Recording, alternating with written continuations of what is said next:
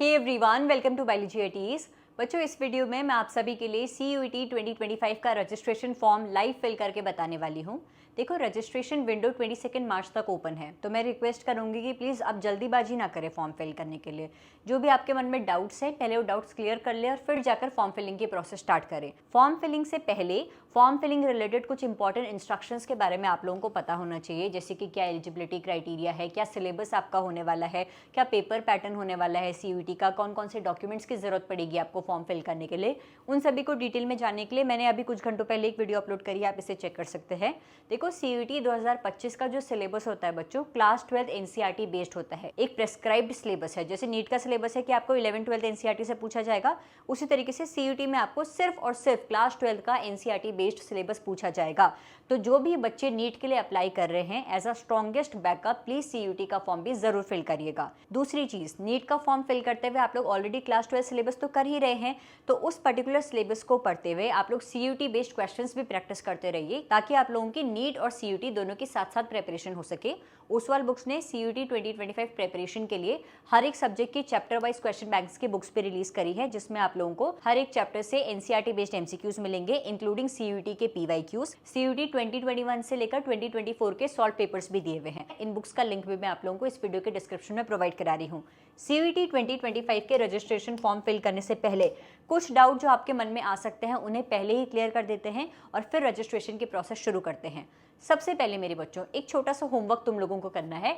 Form filling start करने से पहले आप लोग क्या करिए, एक पेन पेपर में नोट कर लीजिए कि आप लोग इस साल अगर ग्रेजुएशन करने की सोचते हैं तो आप लोग किन किन यूनिवर्सिटी से कौन कौन से कोर्स के लिए अप्लाई करेंगे। अगर मैं होती तो मैं इंडिया की टॉप यूनिवर्सिटीज जैसे कि दिल्ली यूनिवर्सिटी हो गई, BHE हो गया, AMU हो गया, पंजाब यूनिवर्सिटी हो गई, इन सभी यूनिवर्सिटीज को टारगेट करती। और क्योंकि मैं उत्तराखंड से हूँ, तो मैं अपनी स्टेट और अपनी आसपास के स्टेट्स की कुछ और यूनिवर्सिटीज भी टारगेट कर लेती। आप क्या करिए, एक पेज में सबसे पहले ऐसे 3 कॉलम्स ड्रॉ कर दीजिए कि आप कौन कौन सी यूनिवर्सिटीज टारगेट कर रहे हैं। अब आप एक और कॉलम बनाइए जहां पर आप लिखेंगे कि किन किन कोर्सेज में आप अप्लाई करने की सोच रहे हैं। और हाँ, अगर आप नीट एस्पिरेंट हैं या फिर बायोलॉजी बैकग्राउंड के स्टूडेंट हैं और आप लोग ग्रेजुएशन के लिए कोई सब्जेक्ट सोच रहे हैं, तो मैं यही सजेस्ट करूंगी, सिंपल BSc, जिसे कि BSc लाइफ साइंस कहते हैं, BSc honours zoology, BSc honours chemistry, BSc honours botany, BSc psychology, ये सारे कोर्सेज आप एंटर कर दीजिए। तो आपने क्या किया, एक साइड आपने यूनिवर्सिटीज की लिस्ट बना दी और एक साइड आपने कोर्सेज की लिस्ट बना दी। अब आप क्या करिए बच्चों, CUET की ऑफिशियल वेबसाइट CUET.NTA.NIC पर जाइए। आप लोगों को यूनिवर्सिटीज वाला ऑप्शन दिखेगा, उस पर टैप करिए। जो जो यूनिवर्सिटी आपने अपने पेज पर लिखी हुई है, उस पर्टिकुलर यूनिवर्सिटी की PDF को डाउनलोड कर दीजिए। जैसे कि मैंने अगर DU की PDF डाउनलोड करी, अब मुझे सर्च करना है कि DU में जितने भी कोर्सेज मैंने अपने लिए लिखे थे पेजेस पे, इनमें से कौन कौन से कोर्सेज अवेलेबल हैं। उन कोर्सेज को देखा, उन कोर्सेज के लिए कौन से सब्जेक्ट कॉम्बिनेशन की जरूरत पड़ेगी, उन सारे सब्जेक्ट कॉम्बिनेशन को यहाँ पर मेंशन कर दिया। ठीक है, तो मेरी PDF कैसी जाएगी, सपोज मैंने DU की एक लिस्ट बनाई। DU में मैंने देखा कि जितने कोर्सेज मैंने अपने लिए सेलेक्ट करे थे, उनमें से मेरे पास BSc ऑनर्स जूलॉजी दिखा रहा है, BSc ऑनर्स बॉटनी दिखा रहा है और सिंपल BSc दिखा रहा है। और एलिजिबिलिटी क्राइटेरिया में क्या सब्जेक्ट कॉम्बिनेशन दिखा रहा है वो मैंने एंटर कर दिए। फिर मैंने BHU की PDF डाउनलोड करी। BHU में जो जो कोर्सेज दिखाए वो पर्टिकुलर कोर्सेज मैंने लिखे, क्या क्या सब्जेक्ट कॉम्बिनेशन है वो सब मैंने लिख दिया। अब मुझे देखना है कि इन सभी यूनिवर्सिटीज़ के इन सभी कोर्सेज में सब्जेक्ट कॉम्बिनेशंस में कौन से ऐसे सब्जेक्ट्स हैं जो कि कॉमन है। जैसे कि BSc ऑनर्स जूलॉजी, बॉटनी और सिंपल BSc करने के लिए आप लोगों से physics, chemistry, biology and language subject मांगेगा। उसी तरीके से BHU में भी ये सभी चीज़ें मांगेगा, यानी कि ये 4 सब्जेक्ट्स में तो मुझे पेपर देना ही देना होगा। इन केस में कोई ऐसा कोर्स सेलेक्ट कर देती हूँ जिसमें जनरल एप्टीट्यूड का भी पेपर मांग रहा है, तो फिर मुझे जनरल एप्टीट्यूड भी इंक्लूड करना पड़ेगा। लेकिन अगर मैंने कोई ऐसा कोर्स ही सेलेक्ट नहीं किया जिसके लिए मुझे जनरल एप्टीट्यूड का टेस्ट देना पड़े, तो फिर मैं क्यों दूँ, मुझे सिर्फ ये 4 सब्जेक्ट्स ही सेलेक्ट करने हैं। समझ गए ना बच्चे। आप लोगों को एक पेज पर सारी यूनिवर्सिटीज़ जहाँ आप एडमिशन लेने की सोच रहे हैं उनका नाम लिखना है, सारे कोर्सेज का नाम लिखना है, CUET की वेबसाइट पर जाकर सर्च करना है कि इन सभी यूनिवर्सिटीज़ में इनमें से कौन से कोर्सेज अवेलेबल हैं। अगर अवेलेबल हैं तो उन कोर्सेज के लिए मुझे क्या सब्जेक्ट कॉम्बिनेशन में पेपर देना पड़ेगा CUET का। सब्जेक्ट कॉम्बिनेशंस नोट करने के बाद देखिए कि कौन कौन से ऐसे सब्जेक्ट्स हैं जो कि ज़्यादातर कोर्सेज के लिए कॉमन है। उन सभी सब्जेक्ट्स को सेलेक्ट करिए और फॉर्म फिल करते हुए उन सभी सब्जेक्ट्स को एंटर कर दीजिए। ठीक है, जिस तरीके से नीट का फॉर्म फिल करते हुए जब हम कैटेगरी एंटर कर रहे थे, अगर हम SC, ST या OBC कैटेगरी से बिलोंग करते हैं तो हमें अपने सर्टिफिकेट का नंबर एंटर करना पड़ रहा था। अगर सर्टिफिकेट नहीं है, अप्लाई किया हुआ है, तो रिसीट नंबर एंटर करना पड़ रहा था। वही चीज़ हमें CUET के फॉर्म में भी करनी है।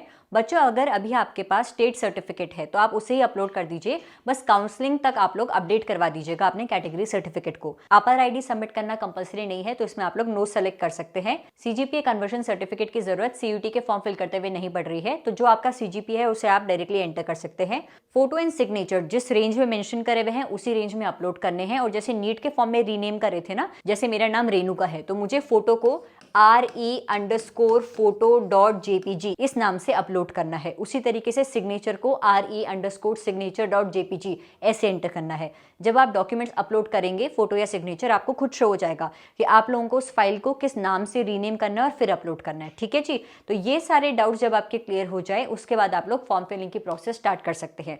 तो चलिए CUET 2025 का रजिस्ट्रेशन फॉर्म मिलकर फिल करते हैं। सबसे पहले आप CUET की ऑफिशियल वेबसाइट cuet.nta.nic पर जाइए। बच्चों, आप लोगों के सामने शो होगा registration for CUET UG 2025 is live, इस पर टैप करिए। CUET रजिस्ट्रेशन इस पर टैप करिए। अब आपके सामने पेज ओपन होगा जिसमें आप लोगों को न्यू रजिस्ट्रेशन सेलेक्ट करना है। सारे इंस्ट्रक्शंस रीड कर दीजिए, फिर उसके बाद I have downloaded the information bulletin पे जाइए, click here to proceed. First page आपको पर्सनल डिटेल्स एंटर करनी है। आपका नाम, father's name, mother's name, date of birth, gender, सारी डिटेल्स वही एंटर करिएगा जो कि आपकी क्लास 10th की मार्कशीट में एंटर्ड है। कंफर्म पर्सनल डिटेल्स में ऊपर जितनी भी डिटेल्स आपने फिल करी थी वही डिटेल्स आपको वापस से फिल करनी है। अब आप लोगों को अपना प्रेजेंट एड्रेस एंटर करना है बच्चों। इलेक्ट्रॉनिक कम्युनिकेशन एड्रेस में अपनी email ID, mobile number enter करिए। कंफर्म मोबाइल नंबर में वापस से मोबाइल नंबर एंटर करिए। कोई ऑल्टरनेट मोबाइल नंबर प्रोवाइड कराना चाह रहे हैं तो वो एंटर करिए। प्रेजेंट एड्रेस और परमानेंट एड्रेस सेम है तो सेम एज प्रेजेंट एड्रेस कर दीजिए। अगर परमानेंट एड्रेस डिफरेंट है तो डिफरेंट परमानेंट एड्रेस को भी आप लोगों को एंटर करना होगा। अब पासवर्ड की बात करते हैं। आपका पासवर्ड 8 to 13 कैरेक्टर्स का होना चाहिए, जिसमें मिनिमम एक कैपिटल लेटर, एक स्मॉल लेटर, एक न्यूमेरिक वैल्यू और एक स्पेशल कैरेक्टर होना चाहिए। सेम नीट की तरह ही है। एक सिक्योरिटी क्वेश्चन को सेलेक्ट करिए और उसके आंसर को सेलेक्ट करिए। ग्रीन कलर के इस कैप्चा को एंटर करिए और फिर सबमिट कर दीजिएगा बच्चों। आप लोगों से पूछेगा कि आपको रजिस्ट्रेशन फॉर्म एडिट करना है, कुछ चेंजेस करने हैं अभी तक जो फिल किया है। अगर करने हैं तो एडिट रजिस्ट्रेशन फॉर्म पर जाइए, अदरवाइज क्लोज कर दीजिए बच्चों। मैंने सारी डिटेल्स अच्छे से फिल कर दी है तो मैं सब पर टिक कर दूंगी। उसके बाद आई अग्री पे जाऊंगी, सबमिट एंड सेंड OTP पर जाऊंगी। मेरे रजिस्टर्ड मोबाइल नंबर पर OTP आ गया है बच्चों, मुझे उसे एंटर करना है। सबमिट रजिस्ट्रेशन फॉर्म पर जाना है। आप देख सकते हैं कि मेरी पहला स्टेप कंप्लीट हो चुका है, लेकिन लेफ्ट हैंड साइड पर आप देखेंगे मोबाइल नंबर तो वेरीफाई हो चुका है लेकिन ईमेल आईडी वेरीफाई नहीं हुई है। तो मैं वेरीफाई ईमेल आईडी पर जाऊंगी। अभी कुछ देर पहले जो मैंने ईमेल आईडी एंटर करी थी वही ईमेल आईडी पर मुझे OTP आने वाला है। इस पेज पर मेंशन ग्रीन कलर के इस कैप्चा को एंटर करिए, सबमिट एंड गेट OTP पर जाइए। आपकी रजिस्टर्ड ईमेल आईडी पर OTP आ गया होगा, उसको एंटर करिए और वेरीफाई कर दीजिए। आप लोगों को लेफ्ट हैंड साइड पर शो हो जाएगा ईमेल आईडी वेरीफाइड। अब आप लोग कंप्लीट एप्लीकेशन फॉर्म पर जाइए बच्चों। बहुत सारी डिटेल्स एंटर करनी अभी बाकी है तो चलिए फिल करते हैं। स्क्रॉल डाउन करिए, आप लोगों को लिखा आएगा रजिस्टर पर्सनल डिटेल्स। अब पर्सनल डिटेल्स को आगे और फिल करते हैं। नेशनैलिटी आप लोगों को एंटर करनी है, किस स्टेट का आपके पास डोमिसाइल है आपको वो एंटर करना है, किस कैटेगरी से आप बिलोंग करते हैं वो एंटर करना है। इस फॉर्म को मैं as a ST candidate fill कर रही हूँ तो मुझसे पूछ रहा है कि आपके पास ST कैंडिडेट का सर्टिफिकेट है। मैं कह रही हूँ नहीं अभी नहीं है, लेकिन I have applied for it. तो मुझसे पूछेगा कि अप्लाई किया है तो रिसीट का नंबर एंटर करो, कब अप्लाई किया था वो डेट एंटर करो, किस ऑफिसर के अंडर अप्लाई किया था उन ऑफिसर का नाम एंटर करो। अगर आप PWBD कैटेगरी से बिलोंग करते हो यस मार्क करो, अदरवाइज नो मार्क करो। आप डायबिटिक हो या फिर नहीं हो, प्लेस ऑफ रेजिडेंस क्या है, एनुअल इनकम क्या है, ये सारी चीजें आपको सबमिट करनी है। ग्रीन कलर के कैप्चा को एंटर करिए और फिर सेव एंड नेक्स्ट पर चले जाइए बच्चों। अब आपसे पूछ रहा है कि आप लोग कौन सी आईडी यूज करना चाह रहे हो फॉर्म फिलिंग के लिए, तो मैं आधार सबमिट कर रही हूँ। आप इनमें से मेंशन कोई भी आईडी यूज कर सकते हैं। जैसे ही मैंने आधार सेलेक्ट किया मुझे इस पर टैप करना होगा कि I voluntarily agree to share my Aadhaar number. फिर मैं अपना आधार नंबर एंटर करूंगी। कंफर्म आधार नंबर में वापस आधार नंबर एंटर करूंगी, कैप्चा एंटर करूंगी एंड सबमिट एंड नेक्स्ट। क्या मेरे पास आपार आईडी है? मैं कह रही हूँ मेरे पास आपार आईडी नहीं है, मैंने सबमिट कर दिया है बच्चों। अब मुझे मेरे सब्जेक्ट कॉम्बिनेशंस को एंटर करना है। क्योंकि मैं BSc ऑनर्स जूलॉजी के लिए अप्लाई कर रही हूँ CUET में, तो मेरे सब्जेक्ट कॉम्बिनेशंस हैं English, physics, chemistry and biology. इन सभी सब्जेक्ट्स को मैंने सेलेक्ट किया और उसके बाद मुझे एंटर करना है कि मैं ये पेपर किस लैंग्वेज में देना चाह रही हूँ। मैं इंग्लिश लैंग्वेज में पेपर देना चाह रही हूँ। मैं अपना पेपर किन किन सेंटर्स में देना चाह रही हूँ, तो मैंने अपनी प्रेफरेंस एंटर करी, सारी सिटीज को चूज किया। उसके बाद मदर एंड फादर की क्वालिफिकेशन पूछ रहा है, वो सभी एंटर करी, कैप्चा एंटर किया एंड सेव एंड नेक्स्ट कर दिया है। अब मुझे अपनी क्लास 10th की डिटेल्स एंटर करनी है, सेम जैसे हम नीट के फॉर्म में करते हैं। 10th कब पास करी थी, कौन से स्कूल से पास करी थी, जो आपका स्कूल था जिस एरिया में था वहाँ का पिन कोड एंटर करिए, आपके 10th में मार्क्स कितने थे वो एंटर करिए, CGPA फॉर्म में थे तो वो एंटर करिए। उसी तरीके से क्लास 12th की डिटेल्स एंटर करिए, फिर कैप्चा एंटर करिए एंड सेव एंड नेक्स्ट पर चले जाइए। अब आपसे पूछ रहा है कि क्या आप ट्विंस हैं और दोनों CUET के लिए अप्लाई कर रहे हैं, इसमें मैं नो सेलेक्ट कर दे रही हूँ। कैप्चा एंटर करिए एंड सेव एंड नेक्स्ट पर चले जाइए बच्चों। अब आप लोगों से alternate mobile number and alternate email ID मांगेगा। इसमें आप लोग अपने मम्मी पापा या किसी भाई बहन का नंबर और ईमेल आईडी सबमिट कर दीजिएगा। कैप्शन एंटर करिए एंड गेट ओटीपी पर जाइए। अभी आपने जो alternate mobile number and email ID submit करी है, उस मोबाइल नंबर और ईमेल आईडी पर आप लोगों को डिफरेंट ओटीपीज आएंगे। ईमेल पे अलग ओटीपी आएगा और मोबाइल नंबर पर अलग ओटीपी आएगा। दोनों को एंटर करिए एंड वेरीफाई नेक्स्ट पर चले जाइए। आप लोगों के पास डॉक्यूमेंट अपलोड करने वाला पेज ओपन हो जाएगा। मेक श्योर कि जिस साइज में डॉक्यूमेंट अपलोड करने के लिए पूछा गया है, जो रीनेम करने का आप लोगों के पास शो हो रहा है कि आपकी फाइल इस तरीके से रीनेम होनी चाहिए, उन सभी डिटेल्स को ध्यान में रखते हुए आप लोग फाइल्स अपलोड कर रहे हैं। जैसे ही आप फाइल अपलोड कर देंगे, राइट हैंड साइड पर click here to view uploaded documents ऐसा लिखा आ गया है, मतलब आपकी फाइल सक्सेसफुली अपलोड हो गई है। कैप्शन एंटर करिए एंड सेव एंड नेक्स्ट पर चले जाइए बच्चों। डॉक्यूमेंट सक्सेसफुली सबमिट करने के बाद आप लोगों से वापस से अपना फॉर्म रीड करने के लिए पूछेगा। सेटिस्फाइड हैं तो सारे ऑप्शंस पर टिक कर दीजिए कि मैंने सब कुछ फिल कर दिया है। उसके बाद आप लोग आई अग्री पर चले जाइए and final submission of application पर चले जाइए। मुझे अपने फॉर्म में कुछ भी एडिट नहीं करना है तो मैं एडिट एप्लीकेशन फॉर्म नहीं चूज कर रही हूँ। अगर आपको एडिट करना है तो आप लोग एडिट एप्लीकेशन फॉर्म पर जा सकते हैं। मैं डायरेक्ट कर रही हूँ कि पे एग्जामिनेशन फी, ऑनलाइन पेमेंट मैंने सेलेक्ट किया, प्रोसीड फॉर पेमेंट किया। मैं यूपीआई के जरिए अपना फॉर्म फिल कर रही हूँ तो मैंने यूपीआई सेलेक्ट किया, अपनी यूपीआई डिटेल्स एंटर करी और 1150 जो मेरी फी थी मैंने पे कर दी। आप जिस भी कैटेगरी से बिलोंग करते हैं, जितने भी सब्जेक्ट चूज कर रहे हैं, उसके अकॉर्डिंग आप लोगों की फी होने वाली है। उसके बाद डाउनलोड कंफर्मेशन पेज करके आपके पास ऑप्शन शो हो जाएगा, यानी कि आप लोगों का फॉर्म सक्सेसफुली फिल हो चुका है।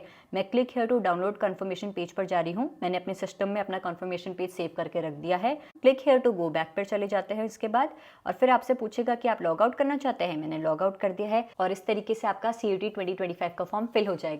तो आई होप बच्चों CUET 2025 registration form filling regarding अब कोई भी डाउट नहीं रहेगा। मुश्किल से 15 to 20 मिनट्स लग रहे हैं फॉर्म फिल करने में, तो आप लोग इत्मीनान से फॉर्म फिल करिएगा। 22 मार्च इज द लास्ट डेट, बस उससे पहले तक फॉर्म फिल कर दीजिएगा बच्चों। कुछ भी डाउट है अभी भी फॉर्म फिलिंग के रिगार्डिंग तो please mention it in the comment section of this video. जल्द से जल्द आप लोगों का डाउट सॉल्व किया जाएगा। Thank you so much for watching this video and stay tuned for upcoming videos. Thank you.